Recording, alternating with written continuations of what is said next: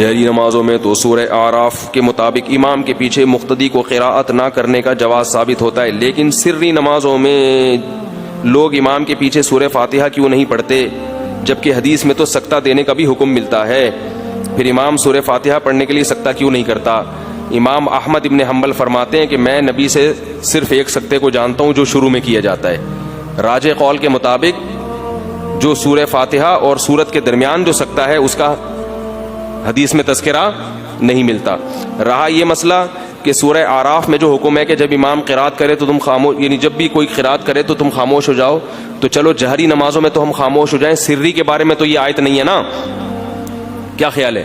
تو میں نے پہلے بتایا تھا کہ سری کے بارے میں صحیح حدیث ہے، رسول اللہ صلی اللہ علیہ وسلم نے ارشاد فرمایا من کان لہ امام فقراءۃ الامام لہ قراءۃ، جس شخص کا کوئی امام ہو تو امام کی قراءت مقتدی کے لیے کافی ہے۔ تو یہ حدیث جہری کو بھی شامل ہے اور سری کو بھی، اور ناصر الالبانی رحمہ اللہ جو اہل حدیث عالم تھے، سلفی تھے، انہوں نے بھی اس حدیث کو صحیح قرار دیا ہے۔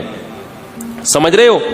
دوسری حدیث کہ دوسری ایک بات یہ کہ جو حضرات یہ کہتے ہیں کہ حدیث میں آتا ہے کہ لا صلاۃ لمن لم یقرأ بفاتحۃ الکتاب، جو شخص سورہ فاتحہ نہیں پڑھتا اس کی نماز نہیں ہوتی، یہ ہے نا حدیث میں۔ تو یاد رکھو پوری حدیث یہ نہیں ہے، پوری حدیث میں صحیح مسلم میں ہے من لم یقرأ بفاتحۃ الکتاب فصاعدا، جو سورہ فاتحہ پلس آگے سورت نہیں ملاتا اس کی نماز بولو بھائی نہیں ہوتی۔ پوری حدیث یوں ہے، لیکن یہ الفاظ چونکہ بخاری میں نہیں ہے، یہ مسلم میں ہے، تو بخاری کی روایت تو بتائی جاتی ہے، مسلم والی روایت جو کمپلیٹ ہے وہ ذکر نہیں کی جاتی۔ تو الفاظ حدیث کے کیا ہوئے؟ جو فاتحہ نہیں پڑھتا اور آگے مزید قرات نہیں کرتا۔ تو جب آپ امام کے پیچھے کھڑے ہوتے ہو تو سب اس کے قائل ہیں کہ قرات جو فاتحہ کے بعد والی قرات ہے وہ نہیں کرنی، سمجھ رہے ہیں نا؟ چاہے جہری نماز ہو چاہے سری نماز ہو، اس قرات کا کوئی بھی قائل نہیں، جبکہ حدیث میں آتا ہے کہ اس قرات کے پتہ چلا کہ وہ امام اگر وہ قرات کر لے تو گویا آپ نے قرات کر لی ہے وہ، کیونکہ امام کی قرات مقتدی کے لیے کافی ہے۔ اسی طرح ہم یہ کہتے ہیں، امام ابو حنیفہ رحمہ اللہ کا یہ مذہب ہے کہ اسی طرح یہ جو حدیث میں آتا ہے جو فاتحہ نہیں پڑھتا اس کی نماز نہیں ہوتی، تو جب امام نے فاتحہ پڑھ لی تو مقتدی نے بھی حکمن پڑھ لی، اس کو نہ پڑھنے والا کہہ ہی نہیں سکتے، کیونکہ امام فاتحہ کے حق میں نمائندہ بن گیا ہے، کس کا؟ بولو بھائی، مقتدیوں کا۔ رہا یہ مسئلہ کہ دوسری حدیث میں آتا ہے، صحیح حدیث میں الا بفاتحۃ الکتاب، کہ امام کے پیچھے خاموش رہا کرو سوائے فاتحہ کے، یہ حدیث بھی ہے۔ تو یہ حدیث ان دوسری حدیثوں سے کیا کر رہی ہے؟ ٹکرا رہی ہے۔ یہ دوسری حدیثیں بھی تو بالکل صحیح ہیں۔ صحیح ہے مسلم کی حدیث ہے انما جعل الامام لیؤتم بہ، امام کو امام اس لیے بنایا جاتا ہے کہ اس کی اقتداء کی جائے۔ فَإِذَا كَبَّرَ فَكَبِّرُوا، جب تکبیر کہے تو تم بھی تکبیر کہو۔ وَإِذَا قَرَأَ فَأَنصِتُوا، قراءت شروع کرے تو خاموش ہو جاؤ۔ وَإِذَا قَالَ وَلَا الضَّالِّينَ، جب وَلَا الضَّالِّينَ کہے تو آمین کہو۔ وَإِذَا رَكَعَ فَارْكَعُوا، جب رکوع کرے تو رکوع کرو۔ تو یہاں اس میں بتا دیا کہ امام کی ذمہ داری ہے فاتحہ پڑھنا اور مقتدی کی ذمہ داری اس پر آمین کہنا۔ پھر قرآن کی جو آیت ہے وہ بھی علی الاطلاق ہے، اور پھر یہ جو حدیث ہے من کان لہ امام فقراءۃ الامام لہ قراءۃ، یہ بھی عام ہے۔ لہذا وہ جو حدیث ہے جس میں آتا ہے کہ سوائے فاتحہ کے، وہ حدیث ان حدیثوں سے کیا کر رہی ہے؟ ٹکرا رہی ہے۔ تو اب کسی مجتہد نے اس کو اصل لے کے دوسری میں تعویل کر لی، کسی نے اس کو بنیاد بنا کے اس میں تعویل کر لی، تو کسی بھی مجتہد پر آپ الزام بولو بھائی نہیں لگا سکتے۔ دونوں کا مقصد حدیثوں پر عمل کرنا ہے۔ الزام اس پر لگائیں گے جو ایک رائے کو غلو کر رہا ہے اور دوسروں کو بے وقوف قرار دے رہا ہے، جیسے کہ انجینئر علی مرزا۔ ایسے ایسے فتنے جو پیدا ہو رہے ہیں، یہ کیا ہیں؟ اس امت میں توڑ پیدا کرنے کا، امت کو غیر ضروری کاموں میں الجھانے کا ذریعہ ہے۔ یا توصیف الرحمان راشدی، یہی نام ہے نا اس کا، کچھ اور نام ہے۔ یہ سب فتنہ ہے امت کے لیے، یہ محقق نہیں ہے۔ مجھے لوگ ان کے جب کلپ بھیجتے ہیں نا کہ سنیں، اللہ کی قسم مجھ سے نہیں سنا جاتا، میں کہتا ہوں ان کو پہلے بولنے کی تمیز سکھاؤ کہ بات کیسے کی جاتی ہے، علمی مسائل پر گفتگو کیسے کی جاتی ہے۔ میں حیران ہوتا ہوں یہ آپ کے اندر اتنا اسٹیمنا کیسے، آپ پورا کلپ سن کیسے لیتے ہیں۔ علمی مسائل ہیں تو ان پہ دوسرے کا ادب احترام ملحوظ رکھتے ہوئے بہت ادب احترام کے ساتھ کہ یار وہ امام ابو حنیفہ کا مذہب ہے, کہیں میرے اسٹائل سے ایسا نہ ہو کہ ان کی تنقید لازم آ رہی ہو. بہت احترام سے ایک رائے انسان رکھتا ہے, کہتا ہے یہ دوسری رائے بھی ہے تو میری نظر میں یہ ترجیح. اول تو آپ اتنے بڑے فنٹر تھوڑی ہیں کہ آپ کہیں میری نظر میں اس کو ترجیح ہے. آپ تو محقق ہیں ہی نہیں, آپ کیسے کہہ سکتے ہیں میری نظر میں؟ آپ یہ بتا سکتے ہیں کہ بھئی یہ بھی رائے ہے اور یہ بھی رائے ہے, اس کے یہ دلائل ہیں, اس کے یہ دلائل ہیں. تو یہ لوگ فتنہ ہیں, چیخنا ایسا. وہ توصیف الرحمان کا تو جب بھی کلپ آتا ہے مجھے لوگ کہتے ہیں جواب نے, تو میں کہتا ہوں یار میرے اندر اس کو سننے کی صلاحیت, ہاں ہو ہی ہاں حضرت علی نے فرمایا, تو حضرت علی نے اتنی زور سے فرمایا تھا.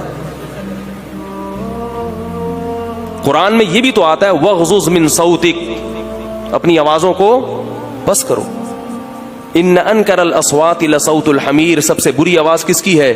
گدھے کی. علمی مسائل پر بات ہو رہی ہے اور گدھے والا اسٹائل ہے آپ کا. پوری امت کو بالکل ایک فرقواریت میں الجھا دیا آپ نے. ان کے بیانات سن کے مجھے جو لوگ بتائیں, جو ان دو بزرگ شخصیات کے بیانات سن رہے ہیں, ان میں ان کی روحانیت میں کتنا اضافہ ہو رہا ہے مجھے بتاؤ. کتنے لوگ ہیں جو ان کے بیانات سن کے ان کو نماز میں خشوع و خضوع پیدا ہو گیا. کل انڈیا سے واٹس ایپ پہ کسی کا میسج آیا میرے پاس, اس نے کہا کہ میں ان لوگوں کے بیان سنتا تھا, میری یہ حالت ہو گئی تھی, مجھے سارے حنفی جہنمی دکھائی دینے لگے تھے مسجد میں.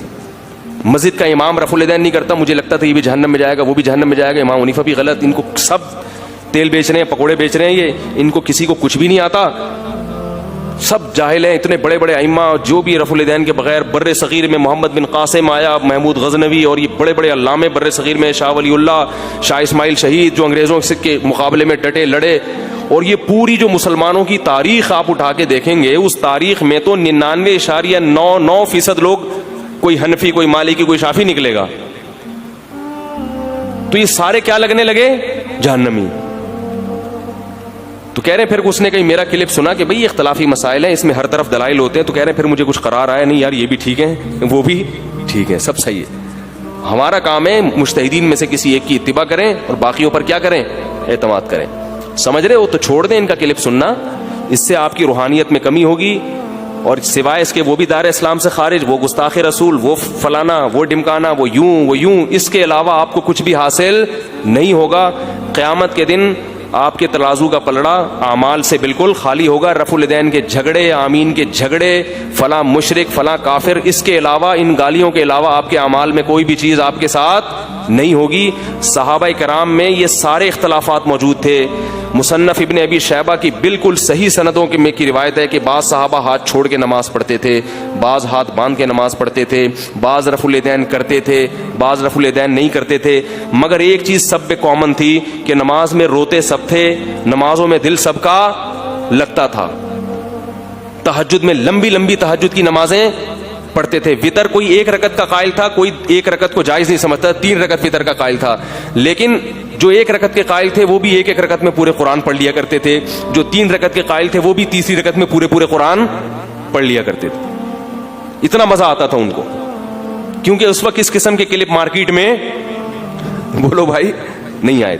تو اپنی صلاحیتوں کو برباد مت کرو ان جھگڑوں میں. ہر جو بھی کسی مجتہد کا قول ہے تو یقین کر لو اس کے پیچھے کوئی نہ کوئی دلیل ہے, ورنہ یہ مجتہد ایسی بات نہ کرتے. سمجھ رہے ہو؟ تو یہ جو روایت ہے نا, یہ جو میں نے بتائی بخاری کی روایت, یہ جو روایت ہے جس میں آتا ہے کہ سوائے فاتحہ کے, تو یہ چونکہ دوسری روایت سے ٹکرا رہی ہے لہذا اس کو یا تو منسوخ قرار دیا گیا ہے یا اس میں تعویل کی گئی ہے, کیونکہ آگے الفاظ میں آتا ہے اقرأ بہا فی نفسک, کہ اپنے نفس میں پڑھو. تو نفس کا معنی دل بھی ہوتا ہے.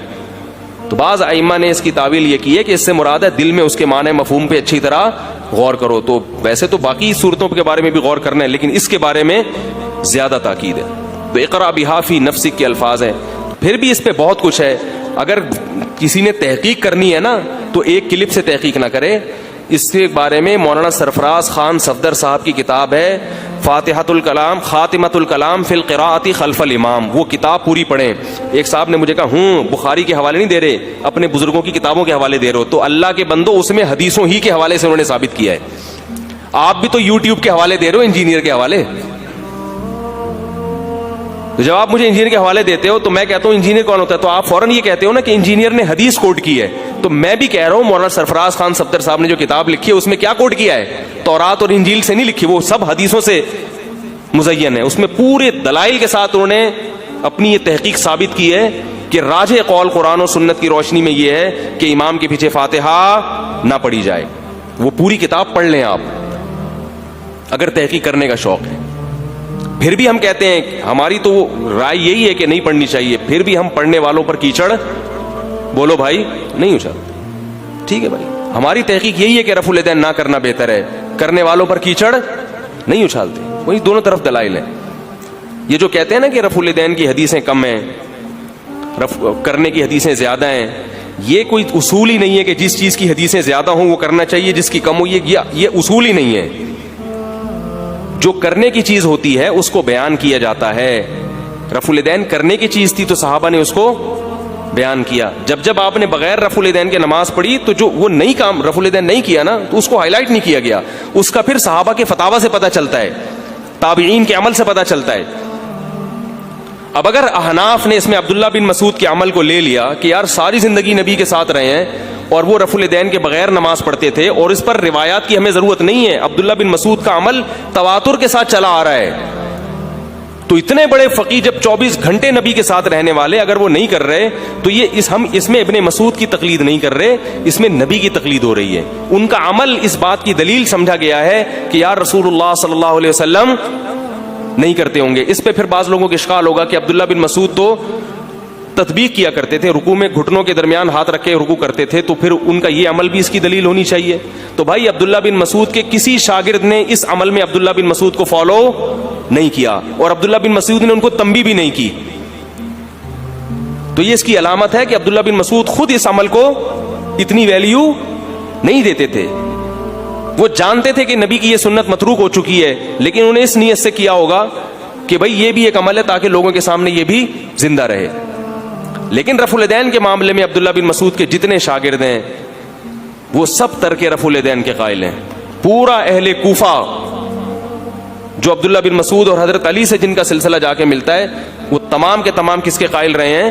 رفع الیدین نہ کرنا. اگرچہ ان میں بعض سے احیاناً رفع الیدین کرنا بھی ثابت ہے, تو ہم بھی کوئی حرام تھوڑی کہتے ہیں, ہم کہتے ہیں نہ کرنا افضل ہے, اگر کبھی کوئی کر لے تو بھی ٹھیک ہے. ایک صاحب مجھے کہنے آپ کر کے دکھائیں, میں نے کہا آ جاؤ ابھی کر کے دکھاتا ہوں, نماز پڑھ لیتا ہوں. اس میں کتنا ٹائم لگتا ہے یار, یہ کوئی اتنا بڑا مسئلہ تھوڑی ہے. تو بنا لیا ہے اس کو.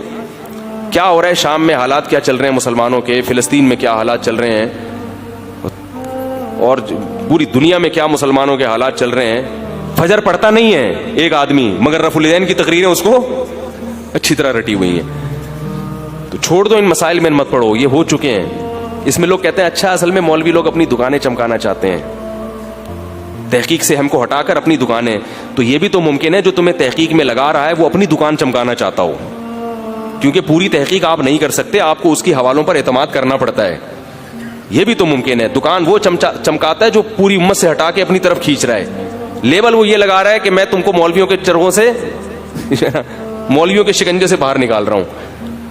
اصل میں مولویوں کے شکنجے سے باہر نہیں نکال رہے, آپ لوگوں کو اپنے شکنجے میں پھنسانا چاہ رہے ہیں. اور جو مولوی علماء کی بات کر رہا ہے وہ اپنے شکنجے میں پھنسانا ہوتا تو میں اپنا نیا فرقہ بناتا. کیا خیال ہے؟ میں کہتا بھائی یہی ہے, باقی سب غلط ہے. ہم تو کہہ رہے ہیں سب علماء, مفتی تقی عثمانی صاحب ہیں, ان کو فالو کرو.